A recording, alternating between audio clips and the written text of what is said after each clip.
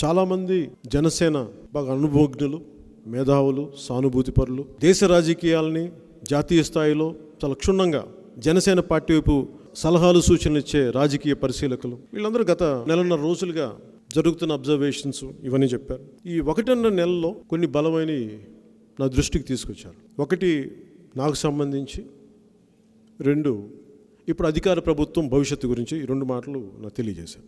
ఒకటి నా సంసిద్ధత అడిగారు, నా మానసిక సంసిద్ధత ఏంటి, మీ పార్టీ సన్నద్ధత ఏంటి వచ్చే ఎన్నికలకి చెప్పి వాళ్ళు ఒకటే చెప్పింది ఏంటంటే, అంతరిక్షంలోకి ఒక రాకెట్ని ప్రయోగించాలి అంటే సన్నద్ధత ఉండాలి, లక్ష్యం ఉండాలి. అది రాజకీయాలకి ముఖ్యంగా వచ్చే ఎన్నికలకు సంబంధించి చాలా కీలకమైంది. సో మీరు ఎంత సంసిద్ధత, ఎంత సన్నద్ధత ఉంది, దీని మీద మీరు ఎలాంటివి చేశారనేది నన్ను అడిగారు. ఇంకోటి కీలకమైంది ఏం చెప్పారంటే, ముఖ్యంగా వైసీపీ భవిష్యత్తు గురించి వచ్చే ఎన్నికలకు సంబంధించి గ్రౌండ్ రిపోర్ట్స్ కానీ కొన్ని కీలకమైన సర్వేల్లో కానీ వైసీపీకి 45 అసెంబ్లీ స్థానాల నుంచి 67 అసెంబ్లీ స్థానాలకే పరిమితం కాబోతుందనేది చాలా స్పష్టంగా తెలియజేస్తుంది.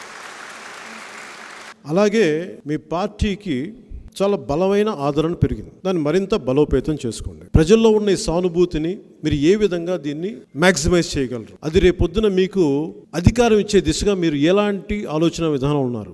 45 అసెంబ్లీ స్థానాల నుంచి 67 అసెంబ్లీ స్థానాలు, ఒకవైపు జనసేనకి ప్రజల్లో పెరుగుతున్న ఆదరణ, పెరుగుతున్న ఓటింగ్ పర్సంటేజ్, వీటన్నిటిని దృష్టిని మీరు ఎలా చేయగలరు అని గత కొద్ది కాలంగా పార్టీ శ్రేణులతోటి, పార్టీకి మద్దతుగా నిలిచిన మేధావులు, ఎన్నికల నిపుణులు వీరందరితో చర్చించిన మీదట అక్టోబర్లో ప్రారంభించాల్సిన యాత్రని ఇంకొంత సమయం తీసుకోవాల్సింది అని చెప్పి సూచించారు. అంటే దీనికి రీజన్ కూడా చెప్తాను. దీంతోపాటు రాష్ట్ర వ్యాప్తంగా మాకు అవగాహన ఉన్న సమస్యలతో పాటు మేము చేపట్టిన జనవాణి కార్యక్రమం ద్వారా మరిన్ని కీలకమైన సమస్యలు మా దృష్టికి వచ్చినాయి. వాటి మీద కూడా సమగ్రంగా అధ్యయనం చేస్తున్నాం. అలాగే చాలా కీలకమైన దీంట్లో ఈ 45 నుంచి 67 స్థానాలకి పరిమితం కాబోతున్న వైసీపీకి ఒకవైపు ఉంటే, అలాగే జనసేన బలాబలాలు ఏంటి, జనసేన పార్టీ ఏ అసెంబ్లీ స్థానాల్లో బలంగా ఉంది, ఏ నియోజకవర్గాల్లో బలాన్ని పెంపొందించుకోవాలి అన్న అంశాలపై ముందుగా దృష్టి సారిస్తున్నాం. అలాగే ఆయా ప్రాంతాల నుంచి నివేదికలను సిద్ధం చేయమని పార్టీ వర్గాలను కూడా ఆదేశించడం అయింది. ఎన్నికల్లో ఒక బలమైన పోరాటం చేయగలిగి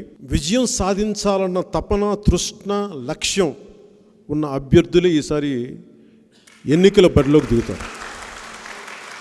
గెలిపే లక్ష్యంగా రాజ్యాధికారం సాధించాలన్న లక్ష్యంగానే ఎన్నికల వ్యూహాన్ని, ప్రణాళికల్ని సిద్ధం చేస్తాం. అసెంబ్లీలో ఈసారి జనసేన జెండా రెపరెపలాడాలని చెప్పి ధ్యేయంగా ముందుకు కదులుతున్నాం. ఈ అధ్యయనం పూర్తయిన వెంటనే చాలా భారీగా, అఖండంగా యాత్రను ప్రారంభిస్తాం. అలాగే అక్టోబర్ నుంచి ప్రతి నియోజకవర్గపు సమీక్షలన్నీ నేనే స్వయంగా ఇదే ఆఫీస్లో అక్టోబర్ నుంచి కూర్చోబెడతాను. ముందుగా ఇంటకెళ్ళి రచ్చకెళ్ళి ఉండరు కాబట్టి ఎక్కడైతే పార్టీ ఆఫీస్ ఉందో ఈ విజయవాడ నుంచే ప్రారంభిస్తాం. అది కూడా మన మహేష్ విజయవాడ వెస్ట్ నుంచే ప్రారంభిస్తాం. మొత్తం ఆ సమీక్షలన్నీ కూడా ప్రారంభించి అక్కడ ఎట్లా గెలవాలి, ఎలాంటి ప్రణాళికలు ఇవ్వాలి, ఎలాంటి వ్యూహాలు, దాని మీదే ముందుగా స్టార్ట్ చేసి అది అన్ని జిల్లాలకి దీన్ని తీసుకెళ్తామని తెలియజేసుకుంటూ సెలవు తీసుకున్నాను. జై హింద్.